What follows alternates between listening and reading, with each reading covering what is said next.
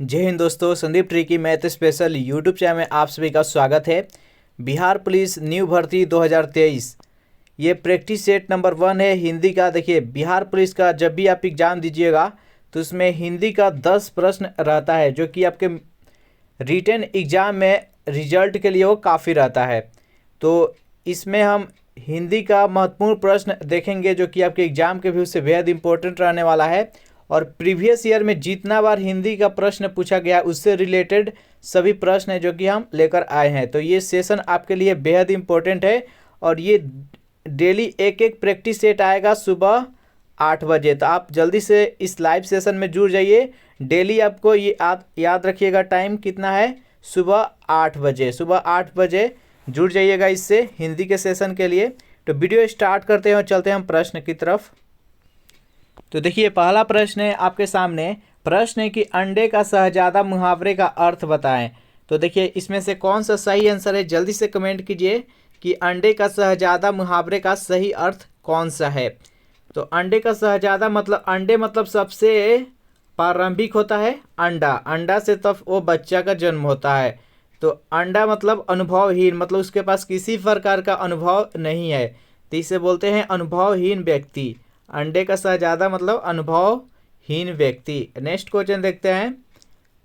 प्रश्न है कि चोर के पैर नहीं होते हैं, मुहावरे का अर्थ बताना है आपको।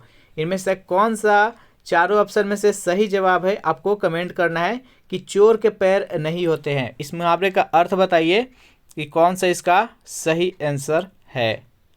तो इस प्रश्न का सही आंसर हो जाएगा ऑप्शन नंबर बी, यानी पापी का मन अस्थिर होना। चोर के पैर नहीं होने का अर्थ होता है कि पापी का मन अस्थिर होना। नेक्स्ट क्वेश्चन देखते हैं। प्रश्न है कि अस्थावर का विलोम शब्द होगा। अस्थावर का विलोम क्या होगा? अस्थावर मतलब क्या होता है कि एक जगह स्थित, और इसका विलोम क्या होगा कि जो चलता फिरता हो। तो जंगम मतलब होता है जो चलता फिरता हो, अस्थावर मतलब एक जगह स्थित, इसका अपोजिट हो जाएगा जंगम। नेक्स्ट क्वेश्चन देखते हैं। यहाँ पर 4 नंबर प्रश्न है शाश्वत। शाश्वत के यहाँ पर विलोम देना है। शाश्वत मतलब होता है कि जो बहुत दिनों से एक जगह हो, शाश्वत हो, और इसका विलोम हो जाएगा क्षणिक, जो पल भर के लिए हो। नेक्स्ट यहाँ पर है 5 नंबर प्रश्न है कि अर्वाचीन शब्द का विलोम क्या होगा। अर्वाचीन, अर्वाचीन मतलब होता है कि नया। अर्वाचीन मतलब होता है नया, तो इसका विलोम क्या हो जाएगा? प्राचीन यानी पुराना। नेक्स्ट यहाँ पर देखते हैं प्रश्न 6 नंबर प्रश्न है आपके सामने कि निम्नलिखित में से कौन सा शब्द कमल का प्रवाची नहीं है। यहाँ पर 4 ऑप्शन है, इसमें से 3 है जो कि कमल का प्रवाची शब्द है, लेकिन एक है जो कि नहीं है। 3 में से कौन सा नहीं है, आपको आंसर बताना है। तो देखिए, सरोज, पंकज और जलजात, ये तीनों का तीनों है जो कि कमल का प्रवाची है, लेकिन जलद है जो कि कमल का प्रवाची नहीं है। तो इसका राइट आंसर हो जाएगा ऑप्शन नंबर बी। 7 नंबर प्रश्न देखते हैं कि व्योम, व्योम किसका प्रवाची है, आपको बताना है। तो व्योम है प्रवाची मतलब कि 2 शब्द है जो कि अलग अलग है, लेकिन दोनों का अर्थ है एक ही होगा, तो उसी को प्रवाची बोलते हैं। तो इसका आंसर हो जाएगा आकाश। नेक्स्ट क्वेश्चन देखते हैं। अकिंचन, अकिंचन का अर्थ बताना है। अकिंचन एक शब्द है, इसमें से कौन सा इसका अर्थ है, आपको बताना है। तो अकिंचन मतलब होता है जिसके पास कुछ ना हो, तो इसका राइट आंसर हो जाएगा option number A. Next question देखते हैं। 9 नंबर प्रश्न है कि सबके समानाधिकार पर विश्वास के लिए एक शब्द बताए। यहाँ पर अनेक शब्दों के लिए एक शब्द बताना है, यानी सबके समान अधिकार पर विश्वास के लिए इसमें से कौन सा है, तो उसको बोलते हैं समाजवाद। इसका राइट आंसर हो जाएगा ऑप्शन नंबर बी। 10 नंबर प्रश्न है कि ना बहुत गर्म हो ना बहुत ठंडा हो, उसको क्या बोलते हैं, तो उसको बोलते हैं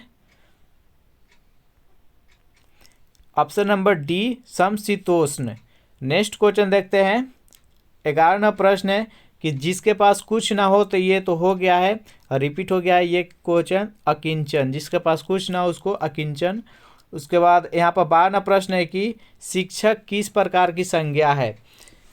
आपको बताना है यहाँ पर कि संज्ञा कितने प्रकार के होते हैं, तो 5 प्रकार के होते हैं। इसमें से आपको बताना है शिक्षक है इसमें से कौन सा है। तो शिक्षक से पूरे जाति का बोध होता है, तो इसका आंसर हो जाएगा ऑप्शन नंबर ए, जातिवाचक। 13वां प्रश्न है कि क्रिया से बनने वाली भाववाचक संज्ञा इसमें से कौन सा है।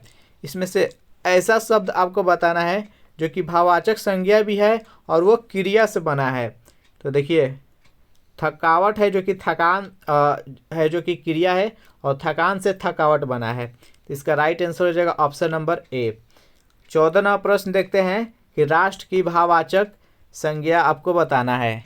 राष्ट्र का भाववाचक क्या होगा, तो राष्ट्र का भाववाचक राष्ट्रीयता हो जाएगा।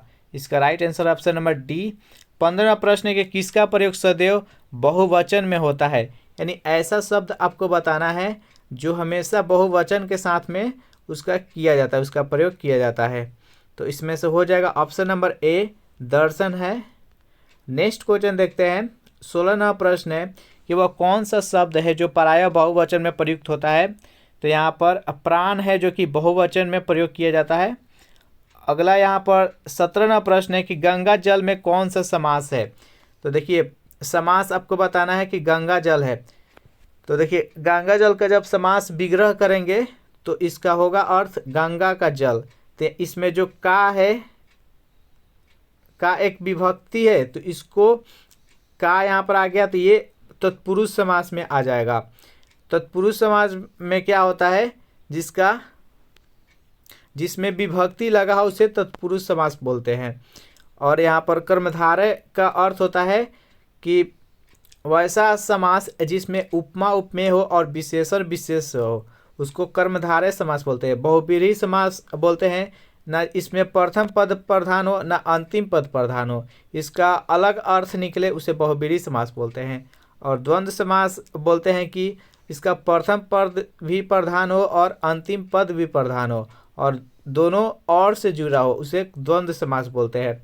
तो गंगा जल का समास विग्रह करेंगे तो गंगा का जल, तो यहाँ पर का है इसलिए तत्पुरुष समास है। नेक्स्ट क्वेश्चन देखते हैं। देखिए, 18वां प्रश्न है कि दूध रोटी में कौन सा समास है।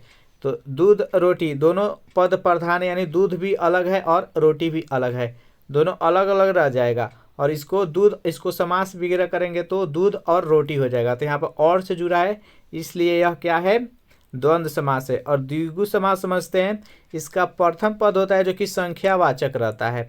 तो जिसमें संख्या पहले लगा होता है उसको समझिए को द्विगु समास है। नेक्स्ट क्वेश्चन देखते हैं। 19वां प्रश्न है यथाशक्ति में समास बताए। तो यथाशक्ति को अगर समास विग्रह करेंगे तो शक्ति के अनुसार, यानी यथा जो है यह एक अव्यय है, इसलिए इसको अव्ययी भाव समास बोलते हैं। तो समझते हैं यहाँ पर कि अव्ययी भाव समास किसे कहते हैं। वैसा समास जिसका प्रथम पद अव्यय हो उसे अव्ययी भाव समास कहते हैं। तो इसका राइट आंसर हो जाएगा option number A. Next question देखते हैं। यहाँ पर प्रतिदिन में कौन सा समास बताना है। तो प्रतिदिन भी एक अव्ययी भाव समास है, क्योंकि यहाँ पर प्रति है जो कि एक अव्यय है और दिन है जो कि अंतिम पद है जो कि मेन है, इसमें प्रधान है। तो यहाँ पर प्रति है जो कि अव्यय, इसलिए यह अव्ययी भाव समास है। नेक्स्ट क्वेश्चन देखते हैं। 21वां प्रश्न है जो कि संधि विच्छेद से है।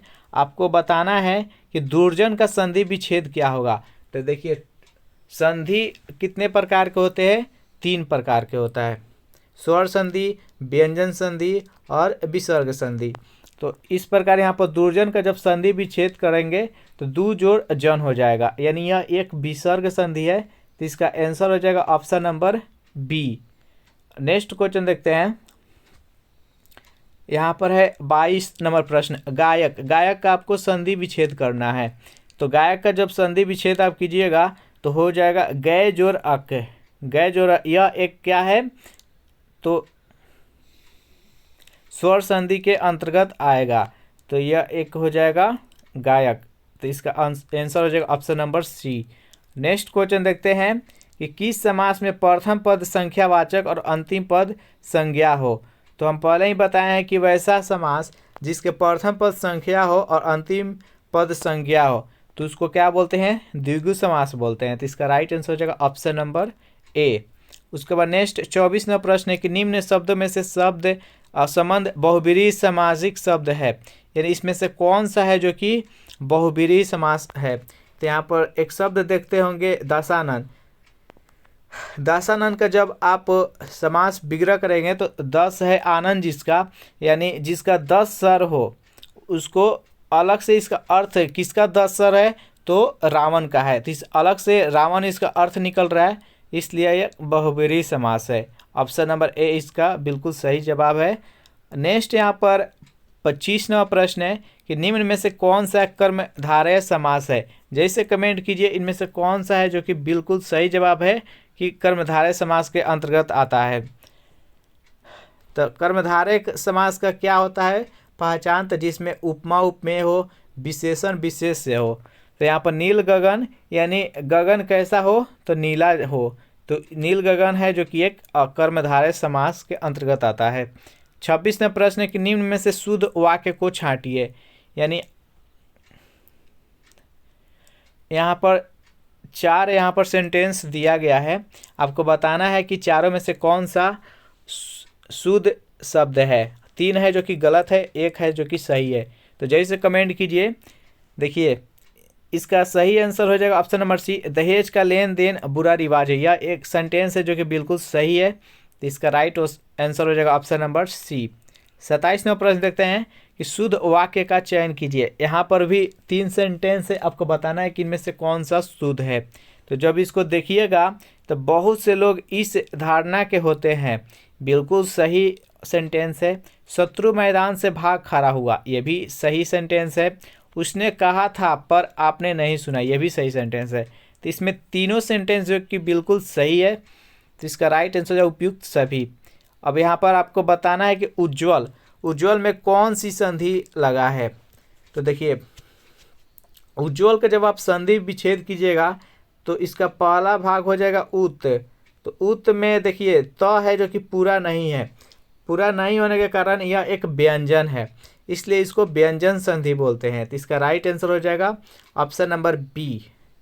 नेक्स्ट क्वेश्चन देखते हैं, धुंधला शब्द में विशेषण है, यानी धुंधला जो शब्द है ये कैसा विशेषण है। देखिए विशेषण होता है जो कि 4 प्रकार का होता है। पहला होता है संख्यावाचक विशेषण, परिमाणवाचक विशेषण, गुणवाचक विशेषण और चौथा होता है सर्वनामिक विशेषण।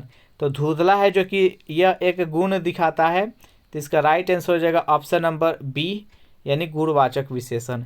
और लास्ट प्रश्न देखते हैं कि चर्चा से बना विशेषण बताए, यानी चर्चा से इसमें से 4 शब्द आपके है सामने है, इसमें से बताना है कि चर्चा से इसमें से कौन सा विशेषण बन जाएगा। तो चर्चा से चर्चित बनेगा। तो इस प्रकार से 30 प्रश्न है इसमें से कराएं, और ऐसा ही प्रश्न आपके फाइनल एग्जाम में भी आने वाला है।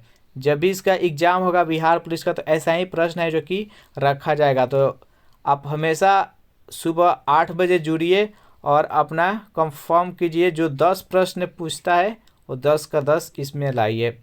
तो वीडियो आपको अच्छा लगे तो इसको लाइक करें, अपने दोस्तों के पास शेयर करें, और अगर इस चैनल से नए जुड़े होंगे तो इस चैनल को सब्सक्राइब कर लीजिएगा।